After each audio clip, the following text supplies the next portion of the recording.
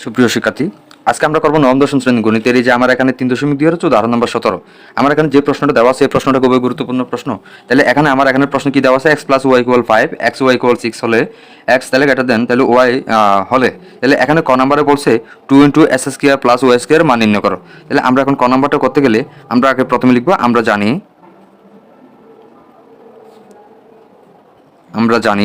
2 × s² + y²।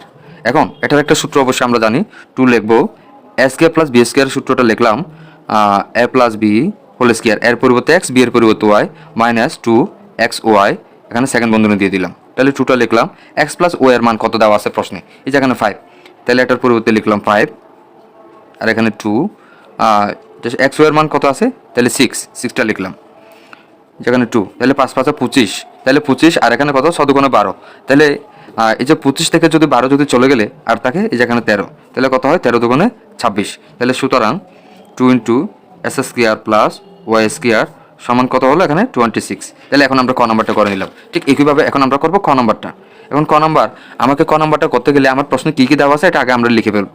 লিখলাম, এই যেখানে দেওয়া আছে, যেখানে লিখলাম, যেখানে দেওয়া আছে, তাহলে কত দেওয়া আছে, x + y = 5 এবং এই যে এখানে xy = কত দেওয়া আছে 6। তাহলে আমরা লিখতে পারি সুতরাং x - y = এটাকে আমরা রুট দিয়ে করলাম x + y² - 4xy। এখন রুটটা আমরা ঠিকই রাখলাম। তাহলে এখানে কত, x + y এর মান কত ছিল 5, স্কয়ার মাইনাস 4 × xy এর মান কত 6। তাহলে এখানে কত হয় 5 × 5 = 25, তাহলে 424, 25 থেকে 24 চলে গেলে আর তাকে √1 সমান আমরা লিখতে পারি 1। এবার আমার এখানে মূল প্রশ্ন যেটা ছিল প্রশ্নটা লিখলাম s³ - y³ - 3 × s² + y², এটা আমরা লিখলাম। তাহলে এখন a³ - b³ এর সূত্রটা আগে লিখে ফেলি। তাহলে কত হয় x - y³, তাহলে এই যে প্লাস 3ab × a - b, এরপর -3/2, এটাকে আমরা লিখতে পারি 3/2 × 2 × কত s² + y²। এখন তাহলে এটার মান কত, আমরা কত বের করছি 1, তাহলে উপরে কিউব, এই যে এখানে 3 xy × কত 6, এরপর y, এখানে কত 3/2 × 26। এখন এই 2 দিয়ে যদি 26কে ভাগ দিই তাহলে কত হয় 13, তাহলে কত হয় 3 × 13 = 39, 1, তাহলে এখানে কত হয় 318, এখানে 3 × 13 = 39, তাহলে কত হয় -20। তার মানে আমার এই যে এখানে ক নম্বরের উত্তর কত হবে, এই যে এখানে -20, এটাই আমাদের আনসার। এখন আমরা করব গ নাম্বারটা। তাহলে আমার এখানে গ নাম্বার করতে গেলে আমরা গ নাম্বারে আমার এখানে যে প্রশ্নটা দেওয়া আছে x⁵ + y⁵।